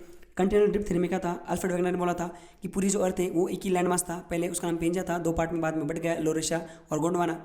उसने कुछ प्रूफ दिए, वो प्रूफ बेनकार साबित हुए, उसको किसी ने एक्सेप्ट नहीं किया। उसके बाद दूसरा आया 1930 में, उसने क्या बोला अल्थर होम्स ने कि कन्वेंशन करंट थ्योरी, उसने बोला अर्थ के अंदर कुछ तो करंट नाम की चीज़ थी वो घूमती रही थी, इसकी वजह से अर्थ क्रस्ट घूमती है। उसके बाद उसी का रिसर्च को उठाया हैरी हेड्स और डायट्स, उन्होंने क्या बोला, सी फ्लोर स्प्रेडिंग थ्योरी, इसका इजाद किया उन्होंने बोला कि समंदर के अंदर जो लावा प्लेट्स होती है वो प्लेट्स दाएं बाएं घूमती रहती है, उसकी वजह से जो मैग्मा अंदर का वो बाहर आता है, वो बाहर आके ठंडा हो जाता है, उससे एक रिज बनती है, उसको बोलते हैं मिड ओशियनिक रिज। और वापस ऐसी सालों साल ये सिलसिला चलता रहता है, नई नई रिज बनती है और अर्थ उस समंदर के अंदर जो मिट्टी, वो एक टाइम ऐसा आता है अंदर बीच में से जो मिड से निकली हुई मिट्टी वो समंदर के साइड में जाके ट्रेंच में जाके सबडक हो जाती है, वापस नीचे से घूम के वही आती है। ये प्यार का सिलसिला चलता रहता है। और ये जो थ्योरी है उसको बोलते हैं सी फ्लोर स्प्रेडिंग थ्योरी। और पैलियोमैग्नेटिज्म मतलब क्या है कि अर्थ पे जो रॉक है उसका जो मैग्नेटिज्म है, मैग्नेटिक फील्ड, उसका जो स्टडी हम करते हैं उसको बोलते हैं पैलियोमैग्नेटिज्म। समझ गया आप? अभी हमें लास्ट में हमारा जो सबसे इंपॉर्टेंट टॉपिक है उसको देखना है, प्लेट टेक्टोनिक थ्योरी। अब ये जो सारी चीज़ें ना हम इसको आप यूज़ करने वाले। अब तक हमारे पिक्चर में कितने हीरो आके गए, अब तक कितने आके गए, अब तक 6 हो गए। कैसे 6 हो गए? सबसे पहले अल्थर वेगनर 1915, दूसरा नंबर का कौन था, हैरी, दूसरे नंबर का था अल्थर होम्स, पहले था अल्फ्रेड वेगनर 1915, दूसरा था अल्थर होम्स 1930। उसके बाद ये आए थे हैरी हेड्स और डायट्स, कितने हुए? 4 हो गए। और उसके बाद और 2 आए, वाइन्स और मैथ्यूज, ऐसे 6 हीरो हो गए। अभी लास्ट वाला जो हीरो है वो हमारा पिक्चर का जो है वो एंड करने वाला है। चलिए अब देखो प्लेट टेक्टोनिक जो थ्योरी ना, इसमें वापस 3 थ्योरी मतलब 3 टॉपिक देखने हमें, 3 अलग अलग चीज़ें। सबसे पहली चीज़ कौन सी है? Divergent plate boundary, convergent plate boundary और ट्रांसवर्स प्लेट बाउंड्री। अब मैं आपको ऊपर बता देता हूँ, ये जो चैप्टर है ना उसमें हमें देखना क्या है। अब देखो प्लेट टेक्टोनिक थ्योरी मतलब क्या है, जो ये बोला था यहाँ पे देखो, हैरी हेड्स जो बोला था ना कि ऐसी अर्थ घूमती है। देखो 1 मिनट इधर आता हूँ, ये हैरी हेड्स क्या बोला था, ये सी फ्लोर स्प्रेडिंग थ्योरी क्या थी, ऐसी थी। अंदर एक हमारा मेंटल है, ओके, ऊपर यहाँ पे क्रस्ट है, यहाँ पे प्लेट्स होती हैं। अभी प्लेट ऐसी घूमती है, इधर जाएगी इधर जाएगी, इसकी वजह से क्या होता है, अर्थ का क्रस्ट ब्रेक हो जाता है, ऊपर लावा आ जाता है। ये हमने देखा था समंदर में। तो समंदर में अगर ऐसा हो जाए तो उससे लावा से क्या बनता है, मिड ओशन क्रीज बनती है। बट जरूरी थोड़ी कि ये सिर्फ डाइवर्ज होगी, प्लेट यहाँ पे डाइवर्ज हो रही है, अपोजिट साइड जा रही है। कभी कभी ऐसा भी हो सकता है ना, प्लेट एक दूसरे के ऊपर कूद जाए, ऐसे आ जाए, तो फिर क्या हो जाएगा। और ये तो हमने देखा था बस समंदर का। अगर ये ओशन में हो जाए, वो लैंड मास के अंदर हो, मतलब ये मेन कंटेंट के अंदर नीचे हो जाए, प्लेट अगर एक दूसरे के ऊपर चढ़ जाए या दूर हो जाए तो कंटेंट पे क्या होगा। और अगर ये प्लेट एक दूसरे पे चढ़े भी ना और दूर भी ना जाए, बस स्लिप मार दे एक दूसरे को, तो फिर क्या हो जाएगा। तो ये जो 3 चीज़ें हैं ना, तो यही इस चैप्टर में हम देखने प्लेट टेक्टोनिक थ्योरी। तो प्लेट टेक्टोनिक थ्योरी में क्या है, ये पहली जो 4 चीज़ें थी ना, कौन सी, कनेक्शन, ये Continental drift theory, convection current theory और सी फ्लोर स्प्रेडिंग थ्योरी और पैलियोमैग्नेटिज्म। पैलियोमैग्नेटिज्म खैर इतना काम करने पर ये जो 3 थ्योरी ना, इन 3 थ्योरी मिला के इनका जो एसेंस है, मोरल ऑफ द स्टोरी, ये इस थ्योरी में, समझ गए। तो इसमें जैसे कि अभी देखो डाइवर्जेंट प्लेट बाउंड्री, इसका मतलब क्या है, ये बोल रहे हैं कि जो प्लेट है ना, अगर एक दूसरे के डाइवर्स दूर जाएगी तो अर्थ ब्रेक हो जाएगी, ऊपर कुछ आएगा मलिदा। तो ये जो लावा, इसमें क्या होगा, अगर ये समंदर में होगा तो क्या होगा, लैंड पे होगा तो क्या होगा। कन्वर्जन मतलब एक दूसरे के ऊपर चढ़ जाए, अगर ये समंदर में हो जाए या लैंड पे हो जाएगा तो क्या हो जाएगा। और ट्रांसफर मतलब स्लिप हो जाए, बस एक दूसरे से घिस के चले जाए। तो ये 3 चीज़ें ना हमें इसमें देखनी, समझ गए आप। तो अभी स्टार्ट करते हैं। देखो क्या हुआ था, सबसे पहले सपना किसको आया था, अल्फ्रेड वेगनर को, कब, 1915 में। बाद में दूसरा बार किसको आया था, अल्थर होम्स को, कब, 1930 में। फिर हैरी हेड्स और डायट्स, इनको कब आया था, 60 के दौरान आया था। तो इन तीनों में इन एक को सपना, एक ने रिसर्च किया, पर वो फेल हो गए प्रूव करने में। तो चलो खैर हैरी हेड्स और डायट्स ने अच्छा खासा प्रूव कर दिया सी फ्लोर स्प्रेडिंग थ्योरी का। बट फिर भी हमें पता ही नहीं था ओशन और कंटिनेंट कैसे बने, ये कैसे दूर गए। तो ये जो दूर गए ना, सी फ्लोर स्प्रेडिंग थ्योरी में क्या बोला गया है, बस इन्होंने बोला कि एक मिड ओशन क्रीज होती है, उसमें से लावा आता है और वो घूमता रहता है इधर इधर। पर इसमें ना इन्होंने फिर भी ये तो नहीं बताया ना कि इंडिया गोंडवाना से यहाँ पे कैसे आया। तो ये जो सारी चीज़ें हैं ना, मतलब अर्थ शुरू में जो अल्फ्रेड वेगनर बोला था कि अर्थ ना एक ही लैंड मास था और पेंजिया, और बाद में ये डिवाइड हो गया और ये 2 पार्ट में बढ़ गया, लोरेशिया और गोंडवाना, और बाद में ऐसे घूमते घूमते रह गया और फिर ऐसे अभी हमारा जो प्रेजेंट कंटेंट है ऐसे बने। ये बात सही ना, ये प्रूव की थी ये प्लेट टेक्टोनिक थ्योरी। इसने बताया था ये सारे कंटेंट एक दूसरे से दूर कैसे हुए और कैसे शुरू में पास आए थे, ये सारी चीज़ें ओशन कैसे बने अलग अलग, ये सब हम इस थ्योरी में देखना है हमें, समझ रहे आप। इसलिए अगर आपका दोस्त है या फ्रेंड हो, माँ बाप कोई भी हो, अगर ऐसी चीज़ों में अगर इंटरेस्टेड हो सुनने में, तो उनको आप ये वीडियो पहली वाली और ये वाली ज़रूर सुनाइए। तो चलिए स्टार्ट करते हैं। अब इसका नाम है विलियम मॉर्गन। 1968 में क्या हुआ, विलियम मॉर्गन नाम का एक साइंटिस्ट था, उसको वापस अपना गया कि ये ओशन कैसे बने होंगे, कंटेंट कैसे बने होंगे। तो ये वापस स्टडी करने लगा, रिसर्च करने लगा, किसी लाइब्रेरी में जाके बैठा। उधर फिर कुछ लोगों ने बोला भाई साहब इस पर काफ़ी लोगों ने अपना दिमाग ख़राब करके रखा है ऑलरेडी, पर इनको कुछ सक्सेस मिली नहीं। तो इसने बोला क्या क्या मिला है, तो इसको पता चला कि ऐसी ऐसी चीज़ मिली है। तो इसने बोला फाइल मंगाओ। फिर इसने कंटिनेंटल ड्रिफ्ट थ्योरी उसकी फाइल मंगाई। जो दूसरी थी सी फ्लोर स्प्रेडिंग थ्योरी, ये दो जो थ्योरी ना, इसने देखो यहाँ पे कन्वेक्शन करंट थ्योरी, कंटिनेंटल नहीं, कन्वेक्शन करंट थ्योरी ये वाली, और सी फ्लोर स्प्रेडिंग थ्योरी, इन दोनों की फाइल मंगाई। इसको कंप्लीटली जो शुरू में डिस्कार्ड की गई थी ना, इसको पूरा स्टडी किया, और उन दोनों के इन दोनों को हेल्प करके पेव्ड द वे फॉर, इस दोनों को यूज़ करके इसने एक मार्ग निकाला अपना, और उससे उसने एक चीज़ बनाई, थ्योरी बनाई, उसका नाम है प्लेट टेक्टोनिक। तो प्लेट टेक्टोनिक थ्योरी कब आई थी? 1967 में। किसने आउटलाइन की थी उसको? विलियम मॉर्गन ने की थी। अब इसको देखना इसके अंदर क्या है। अब देखो सबसे पहले हमें ये देखने से पहले ना प्लेट टेक्टोनिक थ्योरी, जो ये 3 चीज़ें ना हमारे, ये अमर अकबर एंथनी, ये divergent plate boundary, convergence plate boundary और ट्रांसवर्स प्लेट बाउंड्री, इन तीनों को देखने से पहले ना हमें एक चीज़ देखनी पड़ेगी कि प्लेट क्या होती है। देखो हमने सी फ्लोर स्प्रेडिंग थ्योरी में देखा था, जिसमें हैरी हेस और डायट्स, इन्होंने क्या बोला था? इन्होंने बोला था कि ओशन के अंदर जो मेंटल होता है, क्रस्ट, मेंटल और ये कोर, ये अर्थ है हमारी, ये मेंटल है और ये कोर है। अब देखो ये कोर हो गया, ये मेंटल हो गया और ये क्रस्ट हो गया। ये एक लगभग कितना है? 200 से लेकर 3000, 3000 से लेकर 6000, ये 100 से लेकर 200। अब इसने क्या बोला था? ये देखो यहाँ पे ना ऐसे, एक्चुअली बहुत छोटा है, मैंने इधर बहुत बड़ा कर दिया ड्रॉ, ये बहुत छोटा है ऐसे, इतना ही है, ये बहुत बड़ा है बीच वाले दो। वापस से यहाँ पे निकालता हूँ, यहाँ पे कोर है, यहाँ पे मेंटल है और यहाँ पे ये क्रस्ट है। इसने क्या बोला था? इन्होंने बोला देखो यहाँ पे ऐसी प्लेट होती है, ये दूसरी जगह डाइवर्ट हो जाती है। देखो डाइवर्ट होने की वजह से अंदर एक गर्म हो जाती है, डाइवर्ट होती है, उसकी वजह से क्रस्ट ब्रेक हो जाती है, अंदर से लावा बाहर आ जाता है। ये पहिए से इधर घूम जाती है प्लेट की, उसकी वजह से बाहर लावा आ जाता है, और वो ठंडा होने के बाद वो उससे मिड ओशन क्रीज बनती है। तो ये हमने जो देखा ना प्लेट यहाँ पे जो चल रहा था ना, इधर प्लेट है, इधर प्लेट है, तो ये प्लेट है क्या एक्चुअली? प्लेट कौन सी खाने की प्लेट है क्या ये? नहीं, तो क्या होता है प्लेट? ये कौन सी प्लेट है? तो हमें ना ये प्लेट देखनी है एक्चुअली, समझ रहे ना? तो मैं आपको एक बार समझाता हूँ प्लेट क्या होती है। देखो टेक्निकली प्लेट क्या होता है ना, वो मैं आगे आपको बताता हूँ आगे, कि मेंटल वेंटल ओ क्रस्ट, ऐसे टेक्निकल टर्म्स में। फिलहाल हमने एक इन टेक्निकल एग्जाम्पल लेके इसको समझने की कोशिश करते हैं। कैसे? अब देखो यहाँ पे ना ऐसा एक मानो, यहाँ पे वॉलीबॉल है, ये दूसरा वॉलीबॉल है, तीसरा वॉलीबॉल है, और ये चौथा वॉलीबॉल है, और ये पाँचवा वॉलीबॉल है। अभी वॉलीबॉल ही नहीं है, इसके अंदर हमने मिट्टी भर दी यहाँ पे। ये देखो ऐसे इतनी लेयर में ना, इतना मतलब देखो इसको इतना है ना, यहाँ पे मिट्टी से भर दिया पूरा। इसको एकदम एक दूसरे साइड पे एकदम चिपका के रखा है, ऐसा रखा है कि इससे नीचे मिट्टी ना गिर जाए, समझ रहे आप? तो इसको पूरा मिट्टी से भर दिया ऐसे एक दूसरे के पास रख के, ऐसे। ये पूरा क्या है? ये मिट्टी, समझ रहे? अब आप मानो, अब जैसे ये पहला वॉलीबॉल है, दूसरा वॉलीबॉल है, अगर ये इसको मैंने ऐसे घुमाया, इधर घुमाया और इधर घुमाया, तो जैसे ये हिलेगा तो क्या हो जाएगा? ऊपर वाली मिट्टी क्या हो जाएगी? वो भी हिल जाएगी, समझ रहे? इसको अगर हमने एक दूसरे के ऊपर ऐसे कन्वर्ट कर दिया, देखो, तो फिर क्या हो जाएगा? एक दूसरे के ऊपर कन्वर्ट करके फिर भी ऊपर की मिट्टी हिल जाएगी, हिलेगी कि नहीं? मिट्टी तो ऊपर की भी हिल जाएगी। तो ऐसा ही हमारे अंदर क्या है? ये हमारे क्रस्ट के अंदर क्या है? ये अर्थ है पूरी, इसके अंदर कोर है, और यहाँ पे ये मेंटल है, और ये ऊपर ये क्रस्ट है, ये क्रस्ट है ऊपर वाला, ये मेंटल है, और ये कोर है। अब ये जो मेंटल है ना, इसके अंदर देखो ऐसा ऐसा ऐसा, अब आपको बताता हूँ, ऐसे दुनिया भर में ना 7 मेजर प्लेट है, समझ गए अभी आप? कि इसके अंदर जो भी है, जैसे अर्थ है, अर्थ के अंदर जो भी है, कोर छोड़ के ऊपर इसके अंदर जो भी मटेरियल है, ये ना ऐसे प्लेट में बटा हुआ है, यहाँ पे एक, यहाँ पे एक, यहाँ पे एक। अब समझ गए होंगे आप? जैसे कि वॉलीबॉल है, वॉलीबॉल के अंदर ऐसे अपने छोटे छोटे बॉल रख दिए, और पूरा उसका, और वॉलीबॉल के ऊपर का कवर, मतलब समझ रहे आप? जो वॉलीबॉल है फॉर एग्जाम्पल, वॉलीबॉल को हमने एक दूसरे के ऊपर ऐसे 7 रख दी, ये 7 ऐसे वॉलीबॉल है, एक दूसरे के ऊपर ऐसे रख दी एक से, और उसके ऊपर पूरी मिट्टी डाल दी, और अंदर अगर वॉलीबॉल घुमा, कोई भी एक भी वॉलीबॉल घुमा, तो ऊपर वाली, उसके ऊपर वाले जो मिट्टी ना वो हिल जाएगी। इसका मतलब ये जो क्रस्ट है ना, तो क्रस्ट पे कहीं भी अर्थ पे आ रहा है, तो समझ लो उसकी नीचे वाली जो प्लेट है ना वो घूम रही। अभी आपको समझ गया होगा एक इन टेक्निकल एग्जांपल से।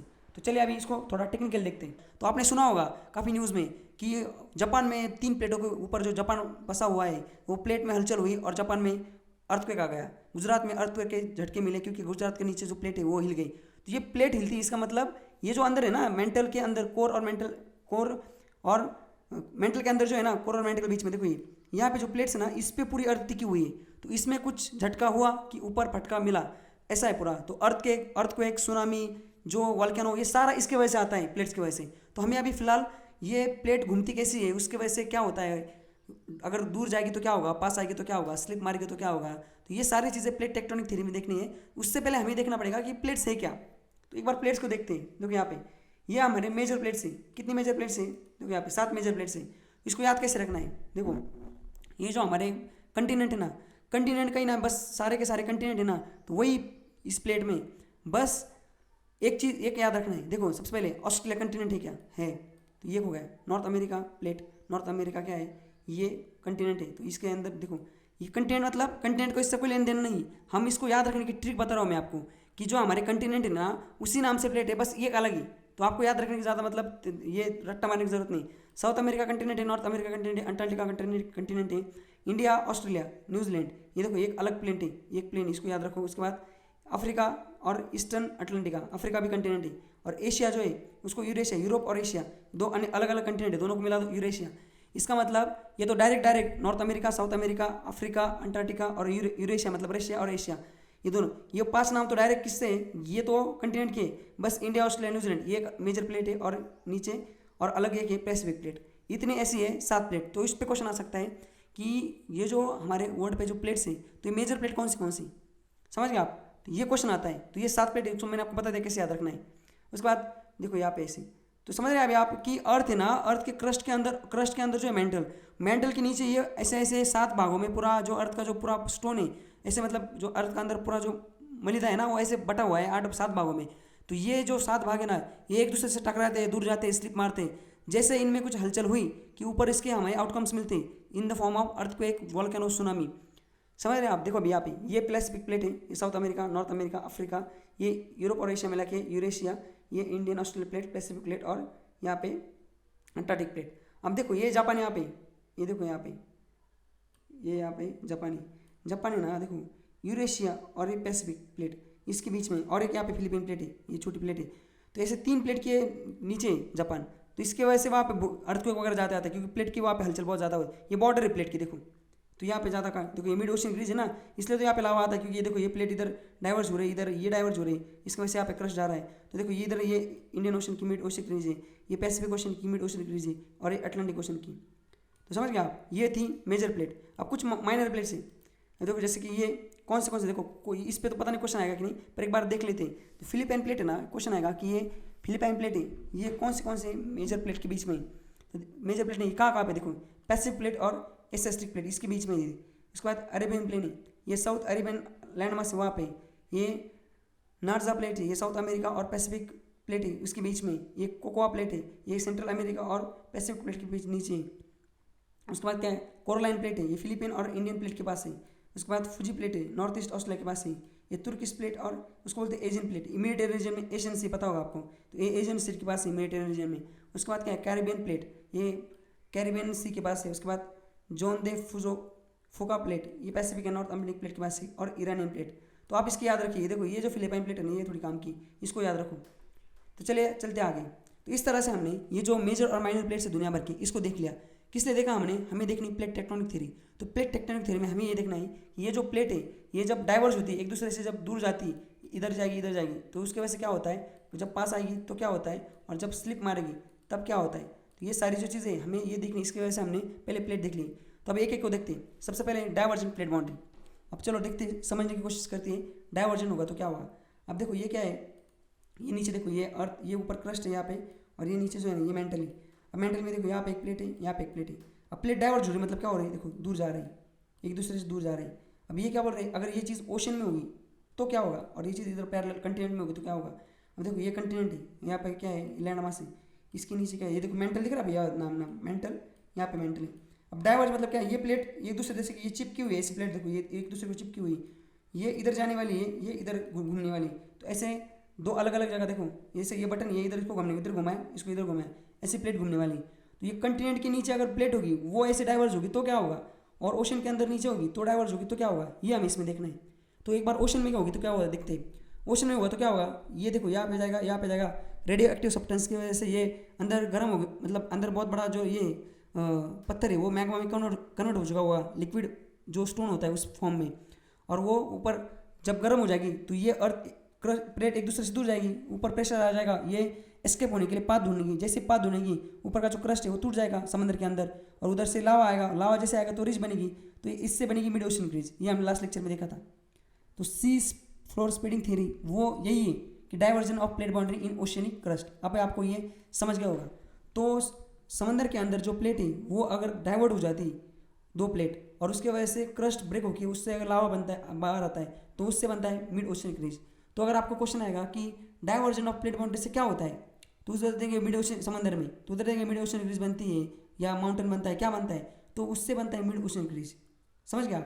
अब देखो यहाँ पे कंटेंट के नीचे अगर होगा तो क्या होगा। अब देखो कंटेंट के नीचे अगर दो प्लेट है वो डाइवर्स हो रही है तो क्या होगा, यहाँ पे दरार बन जाएगी। समझ रहे, यहाँ पे दरार बन जाएंगे, कंटेनर एक दूसरे से टूट जाएंगे और बीच में एक लकीर खींच जाएगी।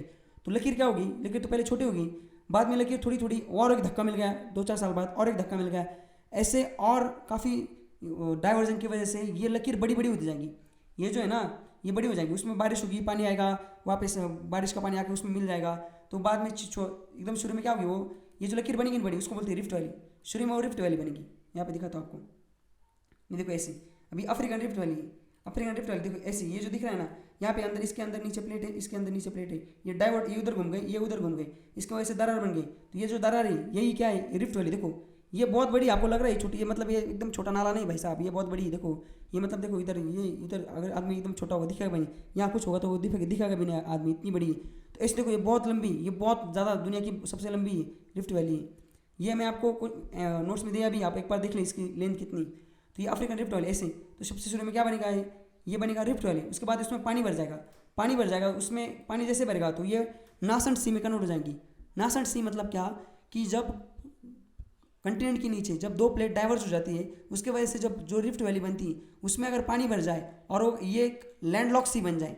लैंडलॉक सी मतलब क्या, जो इंटरनेशनल बॉर्डर से टच नहीं किया हुआ है उसने, तो वो जो सी है उसको बोलते हैं नासेंट सी। तो ये नासेंट सी में कन्वर्ट हो जाएगा, बाद में ये और बढ़ती जाएगी, और अगर इसमें उसको एक्टिव हो गई नीचे की प्लेट और धक्का लग गया और अगर ये स्पीड हो गई तो ये जो इंटरनेशनल बॉर्डर है, जैसे कि आपको बताता हूँ, देखो अभी ऐसा बोला जाता है कि देखो ये आगे चल के नहीं, ये देखो ये जो रिफ्ट वैली देखो फिलहाल ऐसी रिफ्ट वैली, तो इसमें अगर पानी भर जाएगा तो ये पानी भरेगा, भरने के बाद क्या बनेगा, ये नासेंट सी बन जाएगा। तो अभी साइंटिस्ट बोल रहे हैं और कितना 400-500 साल के बाद ये जो है ऐसे अलग होने वाला है, क्योंकि और धक्का लगेगा तो और ये दूर हो जाएगा। देखो और तो ये इंटरनेशनल वाटर को, ये जो अभी देखो यहाँ पे जो है ना, ये देखो इंटरनेशनल वाटर यहाँ पे घुसाएगा अंदर पानी नहीं, तो एक टाइम के बाद क्या होगा, ये पानी अंदर घुस जाएगा। ये जो गेट है यहाँ पे ये खुल जाएंगे और ये डायरेक्ट इंडियन ओशन का पानी इधर ऐसे घुस जाएगा। तो जैसे ही घुसेगा तो ये क्या होगा, सी बन जाएगा। अभी आपको समझ गया होगा कि देखो बाद में क्या होगा, ओपन ओशन बनेगा, ये ओपन ओशन। तो देखो यहाँ पे डाइवर्जन प्लेट की वजह से अगर वो ओशन में होता है, ओशन क्रस्ट ब्रेक हो जाएगी और उससे मिड ओशन क्रीज बनेगी। और अगर यही चीज़ कंटेंट पे हो रही है तो कंटेंट में क्या होगा, रिफ्ट वैली बनेगी सबसे पहले, उसके बाद नासेंट सी, उसके बाद ओशन बन जाएगा। देखो ऐसे ये समंदर में मिड ओशन क्रीज और इधर ऐसा बन जाएगा। समझ गए आप। तो यही है। अब इस पर क्वेश्चन क्या आएगा, वही आएगा कि अगर रिफ्ट वैली बनती कौन से डाइवर्जन प्लेट बाउंड्री से बनती है, कन्वर्जन से बनती है, ट्रांसवर्स से बनती है, रिफ्ट वैली किससे बनती है, नासेंट सी क्या होता है, वो किसके वजह से बनता है, और ऐसी सब डाइवर्जन प्लेट बाउंड्री का एग्जांपल कौन सा है, सबसे बड़ी रिफ्ट वैली कौन सी है, अफ्रीकन रिफ्ट वैली, ये किससे रिलेटेड है, डाइवर्जन प्लेट बाउंड्री। ऐसे अलग अलग प्रकार के अलग अलग डायमेंशन से आपको क्वेश्चन आ सकते हैं। ये क्वेश्चन मैंने डीपी में काफ़ी क्वेश्चन इससे कर रहा है, आप इसको देख सकते हो। उसके बाद 2 नंबर पे क्या है, 2 नंबर पे कन्वर्जन प्लेट बाउंड्री। देखो सबसे पहले डाइवर्जन थी, दूसरी 2 नंबर पे अभी इसको देखना है हमें, कन्वर्जन प्लेट बाउंड्री को। अब देखो हमने क्या देखा, डाइवर्जन मतलब 2 प्लेट थी नीचे, वो एक दूसरे से दूर चली गई। अब हमें क्या देखना है, एक दूसरे के ऊपर चढ़ रही, मतलब एक दूसरे के नज़दीक आ रही।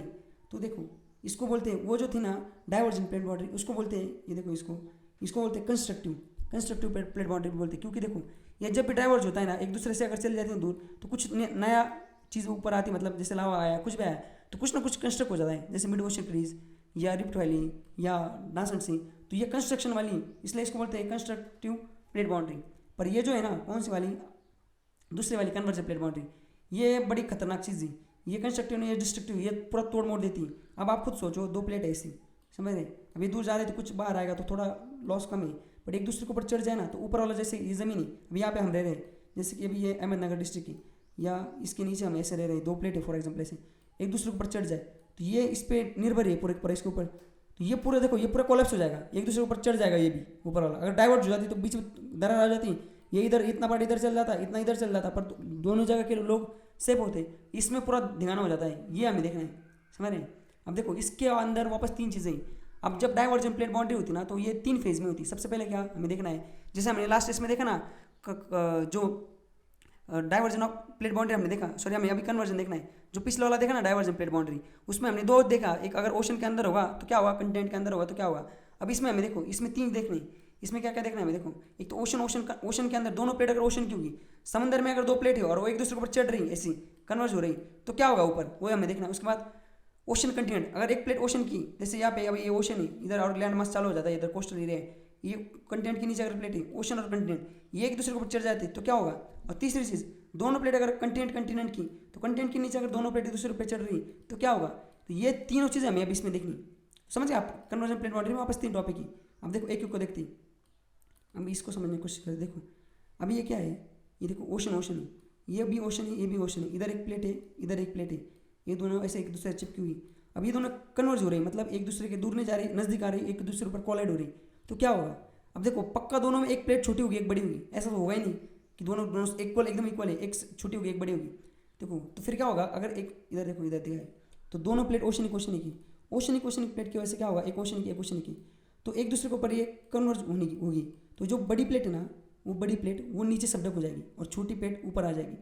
बड़ी प्लेट मतलब देखो जिसका वेट ज़्यादा है ना वो नीचे चले जाएंगे, ऑफकोर्स डेंसिटी उसकी ज़्यादा होगी, और जो छोटी ना लाइटर प्लेट वो ऊपर चढ़ जाएगी, और जैसे ऊपर चढ़ेगी ना तो ये ना नीचे वाला लावा बाहर निकालेगी, समझ रहे हैं। जैसे कि ये एक सब्डक हो जाएगी नीचे, और देखो ये वाली जो है ना ये ऊपर आ रही, और उससे क्या हो जाएगा, बीच में अंदर तो लावा है, अंदर तो मैग्मा है मेंटल में, वो बहुत गर्म हो चुका है, वो बाहर आने के लिए एस्केप कर रहा है। तो एस्केप कर रहा है तो दोनों प्लेट एक दूसरे पे चढ़ रही है, तो एक तो नीचे चल जाएगी जो हेवी, और छोटी वाली लाइटर ऊपर जाएगी।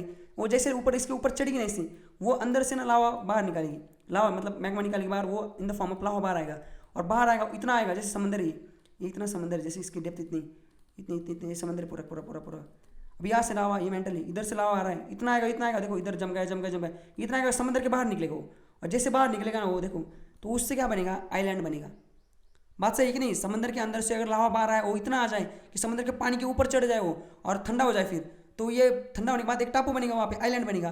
तो जब, और ये कैसा है, मिड ओशन रिज के टाइप है, एक जगह थोड़ी एक होल नहीं हुआ वो पूरी सीरीज होगी।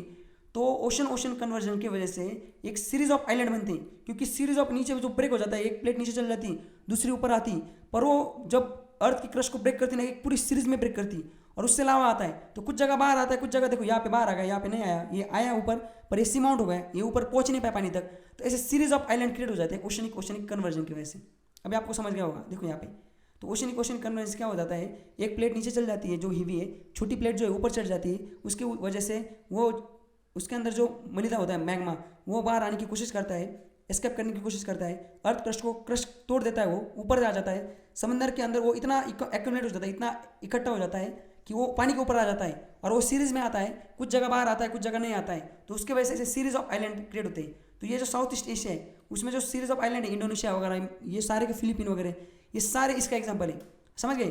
तो अल्फ्रेड वेगनर जो बोल रहा था कि दुनिया पहले एक ही लैंड मास थी और ये एक ही जगह थी, बाद में ये फैल गई, तो ये सही बोल रहा था, समझ रहे। पहले शुरू में तो सारे कंट्री एक जगह थे, और बाद में जो अलग अलग आइलैंड बने ना, ऐसे बने वो, समझ रहे। आइलैंड उस मेन लैंड मास का पार्ट थे ही नहीं, तो ये ऐसा था, देखो ये आइलैंड ऐसे बनी, समझ रहे। ये सब फिलीपाइन जो है बेस्ट एग्जाम्पल है, फिलीपाइन इंडोनेशिया, ये ऐसे बने ओशन कन्वर्जन की वजह से।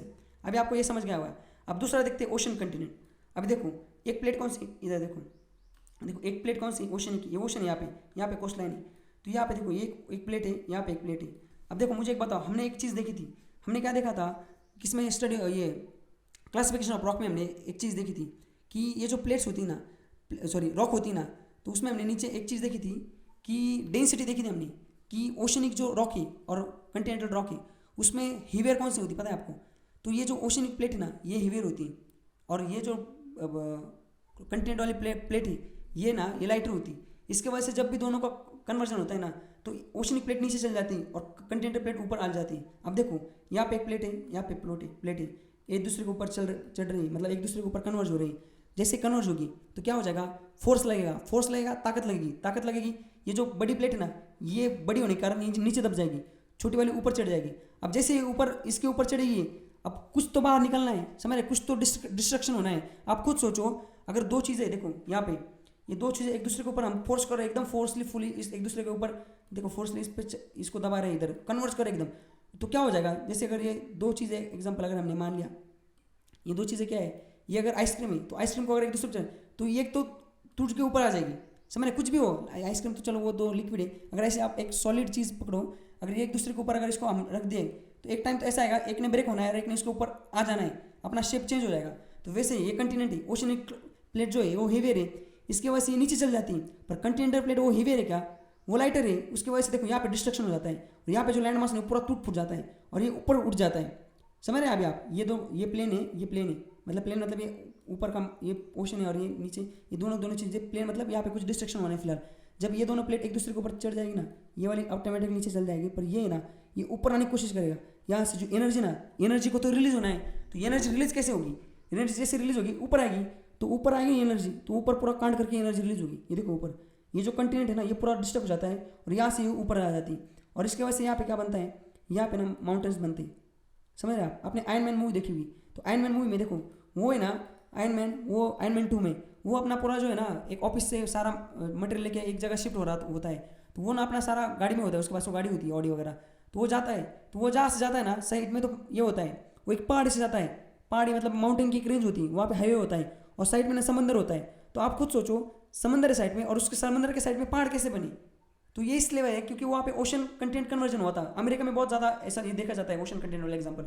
तो mountain at margin of continent, तो कंटेंट के माउंट देखो मार्जिन में माउंटेन ऐसे बनते हैं, क्यों बनते हैं, क्योंकि जब ओशनिक और कंटिनेंटल प्लेट का जब कन्वर्जन होता है तो ओशनिक प्लेट हेवी होने के कारण वो नीचे चल जाती है, कंटिनेंटल प्लेट जो है वो उसके ऊपर चढ़ जाती है और अंदर से इमर्स एनर्जी रिलीज होती है और रिलीज जब एनर्जी होती है ऊपर तो कंटेंट को डिस्ट्रक्शन हो जाता है कंटेंट का और वो टूट फूट जाता है और इसके वजह से वो ऊपर उठ जाता है, उसके वजह से बनते हैं माउंटेन।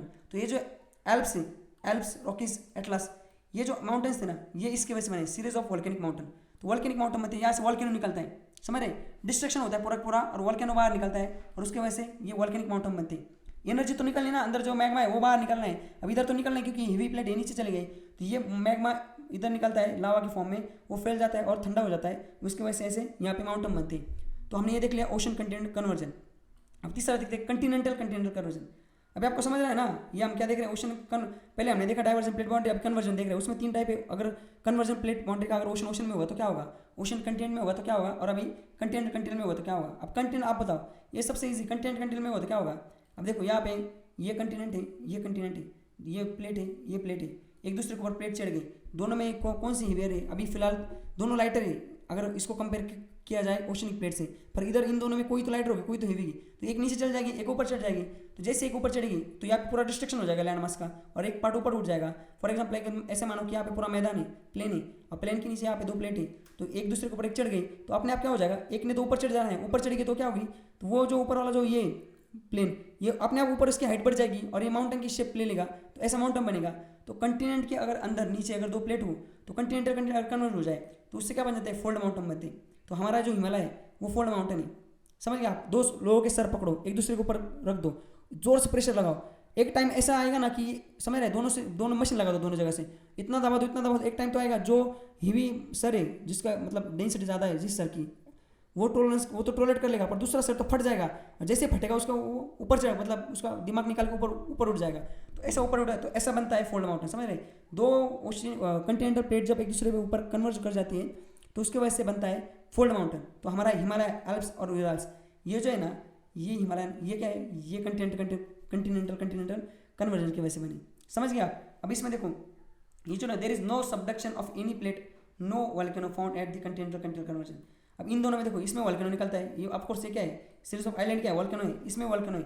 बट अभी क्वेश्चन ऐसा आता है, तो यूपीएससी ऐसा गेम खेलती है कि नीचे दिए हुए जो चीज़ें हैं ओशन कन्वर्जन, ओशन कंटिनेंट और कंटिनेंट, इसमें से कौन सा ऐसा कन्वर्जन है जिसमें वॉल्केनो नहीं निकलता, तो वॉल्केनो ना इसमें नहीं निकलता, किस वाले में, ओशनिक कंटिनेंटल कन्वर्जन में वॉल्केनो निकलता नहीं, बाकी दोनों में भी वॉल्केनो निकलता है, इन दोनों में वॉल्केनो भी निकलता है, अर्थक्वेक भी होता है, इसमें अर्थक्वेक होता है वॉल्केनो निकलेगा, दोनों भी चीज़ें होती है दोनों में, इसमें बस अर्थक्वेक होता है और इसमें अभी देखो। और प्लेट मैंने क्या बोला था आपको, प्लेट अगर हिली, समझ रहे, नज़र हटी दुर्घटना घटी, प्लेट अगर हटी तो दुर्घटना घटी, प्लेट हटी तो फिर अर्थक्वेक आना ही आना है, अर्थक्वेक तो तीनों इस हर सूरत में अर्थक्वेक को आना ही आना है, बस वॉल्केनो इस दोनों में आता है, इसमें नहीं आता।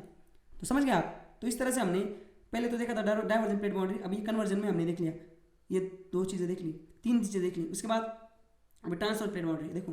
अब ट्रांसवर्स प्लेट बाउंड्री में क्या है, अभी देखो ट्रांसवर्स मतलब क्या है, ये प्लेट है, एक प्लेट है, 2 प्लेट है, ये स्लिप हो रही, तो ये स्लिप हो तो क्या हो जाएगी, इसमें कुछ होगा, मुझे बताओ, इसमें वॉल्केनो बनेगा, माउंटेन बनेगा, कुछ नहीं बनेगा, वॉल्केनो भी नहीं बनेगा इसमें। देखो क्योंकि ना अब देखो स्लिप हो रही, इसके वजह से वॉल्केनो बाहर से अंदर से तो लावा भी कुछ नहीं आएगा, तो इसमें क्या होगा, लावा आता है क्या, वोल्केनो निकलता है क्या, नहीं। इससे माउंटेन बनता है क्या, नहीं। अर्थक्वेक आता है क्या, अर्थक्वेक आता है। मैंने क्या बोला आपको, अगर प्लेट हिली, दुर्घटना घटी, तो प्लेट अगर हिलती ना तो फिर अर्थक्वेक आना ही आना है, क्योंकि प्लेट घूमेगी तो पूरा उसमें एक फोर्स क्रिएट हो जाएगा, एक वेव्स जनरेट होगी, सिस्मेटिक वेव, और वेव आके अर्थ क्रस्ट को धक्का देगी, जैसे अर्थ को धक्का देगी पूरा हिल जाएगा अंदर। क्योंकि आप देखो ना, आप अब एग्जांपल मानो, प्लेट मतलब क्या है नीचे, देखो ऐसे प्लेट मतलब ये बॉल रखी वॉलीबॉल, और उसके ऊपर एक ना हमने कपड़ा रख दिया है, और कपड़े के ऊपर पूरा मतलब ऐसे मिट्टी रख दी, तो हमारा ये अर्थ है और अंदर नीचे ये प्लेट है। अब जैसे ये जो वॉलीबॉल है, अगर ये दो वॉलीबॉल हिलेंगे ना, ये एक ऊपर चल जाए, दूर चल जाए, ऊपर का तो ऊपर वाला कपड़ा हिल जाएगा, कपड़ा हिल जाए तो मिट्टी हिल जाएगी। इसका मतलब नीचे प्लेट हिलेगी तो अर्थक्वेक तो आना ही आना है, हर सूरत में, हर जगह। समझ गए आप। तो ये हमने देख लिया। इसका एग्जांपल है ये जो है ना सैन एंड्रिस फॉल्ट, देखो यहाँ पे लोग खड़े, ये देखो इतनी बड़ी फॉल्ट क्यों आ गई, नीचे प्लेट थी, दोनों प्लेट शिप हो गई, इससे सिर्फ फॉल्ट बनता है, न माउंटेन बनते हैं न वॉल्केनो बनते हैं। तो इस तरह से हमने ये भी देख लिया ट्रांसफर प्लेट बाउंड्री। तो अभी हमने एक बार इसको कंपेयर करते हैं, हमने क्या क्या देखा, कैसे इसको डिवाइस करते हैं। हमने देखा डाइवर्जेंट प्लेट बाउंड्री, उसमें क्या देखा हमने, ये ओशनिक है, ये कंटिनेंट है। अगर ओशनिक और कंटिनेंट, ओशन के अंदर अगर दोनों प्लेट ओशनिक है और उसमें अगर डाइवर्जेंट प्लेट बाउंड्री हो रही तो उससे मिड ओशनिक रिज बनेगी। दूसरा, अगर डाइवर्जेंट अगर कंटिनेंट के नीचे हो रहा है, कंटिनेंट के नीचे, तो उससे क्या बनेगा, सबसे पहले बनेगी फॉल्ट, समझ रहेगा, रिफ्ट वैली बनेगी, फॉल्ट नहीं रिफ्ट वैली। उसका एग्जांपल है अफ्रीकन रिफ्ट वैली। उसके बाद उसमें अगर पानी भर जाए तो एक लैंडलॉक सी बन जाएगा, उसका नाम होता है नासेंट सी।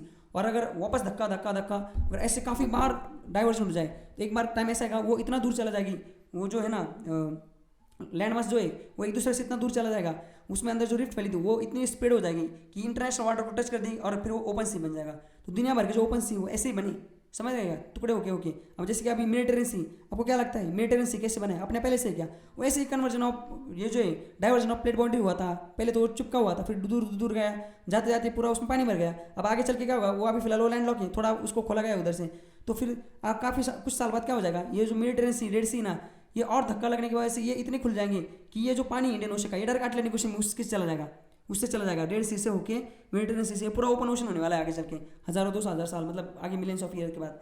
तो ये हमने देख लिया डाइवर्जन प्लेट बाउंड्री। उसके बाद कन्वर्जन हमने 3 चीज़ें देखी, continent conversion, oceanic continent conversion, और उसके बाद नहीं पहले देखा था ओशनिक कन्वर्जन, उसके बाद देखा था ओशन कंटिनेंट कन्वर्जन, उसके बाद कंटिनेंट कन्वर्जन।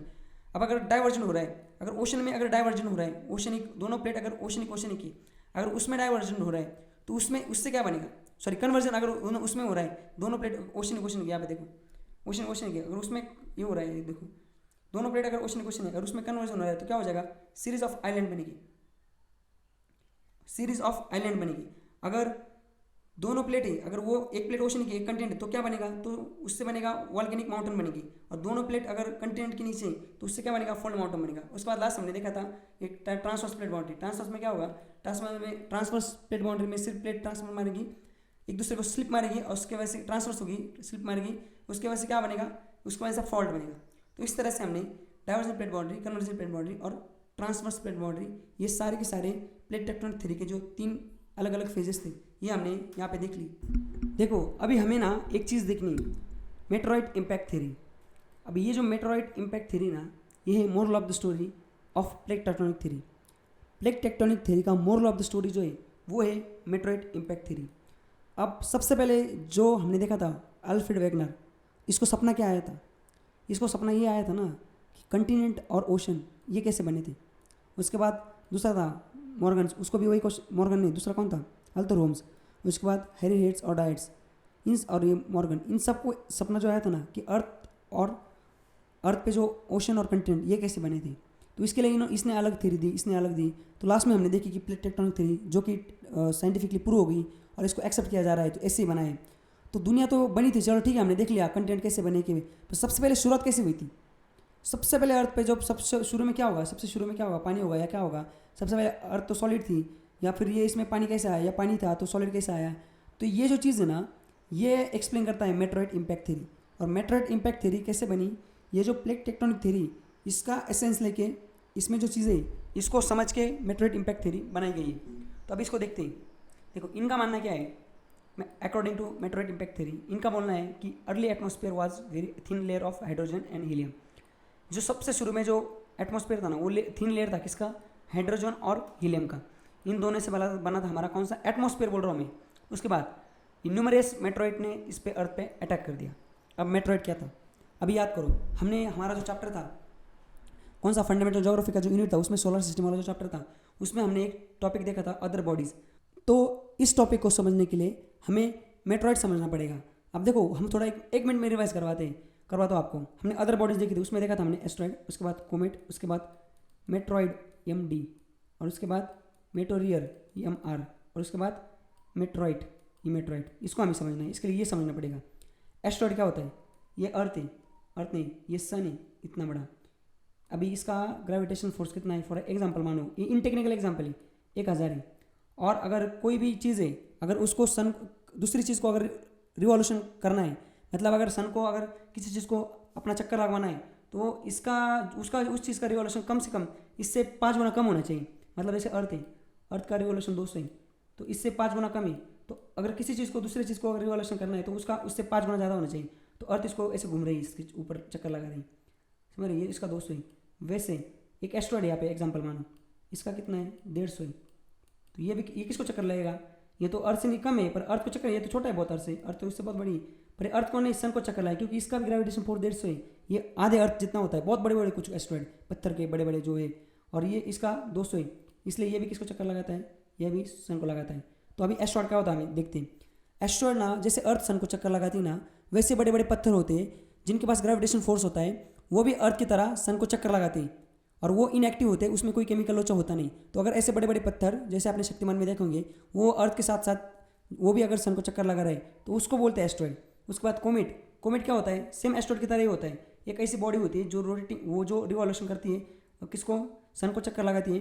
बट बात बस उसमें एक चेंज ऐसा है कि उसके अंदर ना केमिकल लोचा होता है, मतलब उसमें केमिकल कुछ ना कुछ रिएक्शन चल रही होती है, इसके वजह से उसमें ना वेपराइजेशन होता है और धुआं निकलता है, और पूछ नीचे एक धुएं की पूछ निकलती है। तो ये पत्थर है, ये भी पत्थर है, पर इसके नीचे पीछे धुएं की पूछ है। इसको बोलते क्या? इसको बोलते कोमेट। ये भी किसको चक्कर लगा रहा है? ये चक्कर लगा रहा है सन को, जैसे अर्थ की तरह। अब देखो ये कोमेट यहाँ पे, जैसे फॉर एग्जाम्पल कोमेट, इसको पूछे इसका ग्रेविटेशन फोर्स किसका है, कितना है? इसका भी मान लो 100 है। अब ये भी किसका चक्कर लगा रही है? ये भी सन का चक्कर लगा रहा है। अभी समझ गए आपको? ये सब लोग किसको? सन को चक्कर लगा रहे हैं। ये बहुत छोटे, इधर मैंने बड़ा हुआ था, ये एकदम छोटे छोटे होते हैं, अर्थ से एकदम छोटे छोटे, कुछ मतलब छोटे, इतने भी छोटे नहीं, पर काफ़ी, जैसे हमारा एक स्टेट है या आधा स्टेट, ऐसा होता है वो। अब तीसरा है मेट्रॉइड। मेट्रॉइड क्या होता है? मेट्रॉइड होता है डेब्रिस। अगर एस्ट्रॉइड और कोमेट, इनके अगर छोटे छोटे टुकड़े हो जाए, और वो छोटे छोटे टुकड़े अगर अर्थ में अगर रिवॉल्यूशन करेगा, कहाँ पे? सन को, हमारे सोलर सिस्टम में, तो उसको बोलते हैं मेट्रॉइड। अब मेट्रॉइड क्या होता है? देखो मेटेरियल क्या होता है पता है क्या? अब देखो यहाँ पे इसका औकात कितना है? 150। बट अगर यहाँ पे ये टुकड़ा 150 है, पर ये अगर इसके टुकड़े हो गए तो फिर छोटे छोटे टुकड़े गए। अगर कोई टुकड़ा है, अगर ये 25, इसका ग्रेविटेशन फोर्स कितना होगा? 25। अब एक इसको चक्कर लगा रहा था पहले तो सन को लगा रहा था, पर ये 25 है, इसका 200 है। तो ये इसके पास, अभी देखो इसको क्या चाहिए ग्रेविटेशन फोर्स लगाने के लिए? अपने से 5 गुना ज़्यादा ग्रेविटेशन फोर्स वाला चीज़ चाहिए, ऑब्जेक्ट। अब ये इसका 1000 है, ये इसको चक्कर लगा सकता है, पर इसको इधर अर्थ भी मिल गया ना, इस अर्थ का भी 200 है। तो ये इधर टुकड़ा हुआ है, इधर तो कोई नहीं था, तो इधर घूमते घूमते सन को ही चक्कर लगा रहा था, इधर आ गया, इसको पता चलो यहाँ पे अर्थ है, तो ये अर्थ के एटमॉस्फेयर में घुस जाएगा।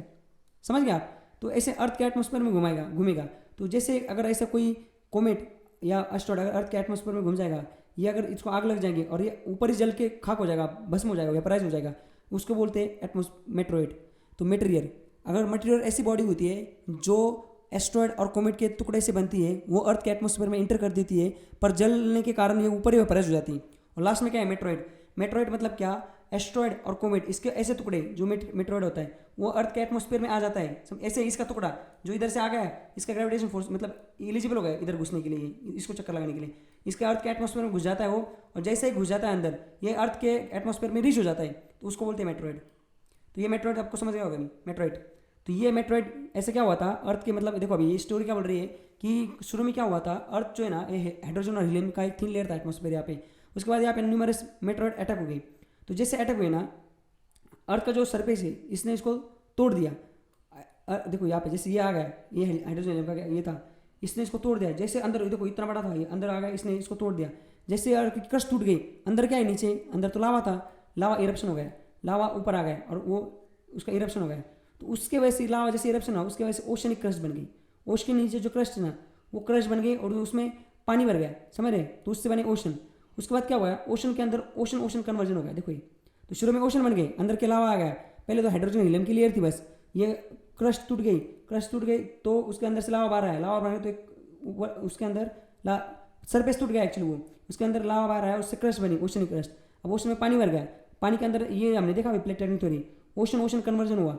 जैसे ओशन ओशन कन्वर्जन हो गया तो उसके वजह से क्या हुआ, ओशन ओशन कन्वर्जन की वजह से ये सीरीज ऑफ आइलैंड बनी। अब आइलैंड मतलब क्या, एक कंटिनेंट है, अभी उस पर झूम मारो ये जैसे अभी ये, उसके बाद क्या हुआ, वो आइलैंड है उसके अंदर कंटिनेंट कन्वर्जन हो गया, उसकी वजह से माउंटेन बनी। तो ऐसे वापस करते करते ऐसे आइलैंड, जैसे यहाँ पे आइलैंड बना, दूसरी जगह आइलैंड बना, बनते बनते इधर वापस कन्वर्जन हुआ, ये नज़दीक आ गए, वापस ज्वाइन हुए, वापस दूर हो गए।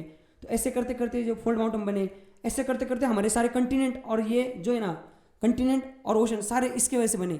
तो वो जो बोल रहा था कौन, अल्फ्रेड वेगनर, जो शुरू में उसने बोला था 1915 में, उसने बोला था कि ये जो लैंड मास सारे एक थे पहले और बाद में, तो सही बोला था वो, सबसे पहले एक ही लैंड मास था। तो ऐसे टुकड़े होते होते ये ज्वाइन हुए, दूर हो गए, एक दूसरे से चले गए। तो अभी आपको समझ गया होगा कि ये इंडिया जो है वो गोंडवाना का पार्ट था, वो घूम के कैसे आ गया ऊपर, यूरेशिया को कैसे टच कर दिया, तो उसने ऐसा टच कर दिया। तो ये थी मेटरॉइड इम्पैक्ट थ्योरी। आई होप आपको समझ गया होगा। तो इस तरह से हमने हमारा ये जो चैप्टर था प्लेट टेक्टोनिक थ्योरी, इसको हमने यहाँ पे कंप्लीट कर दिया।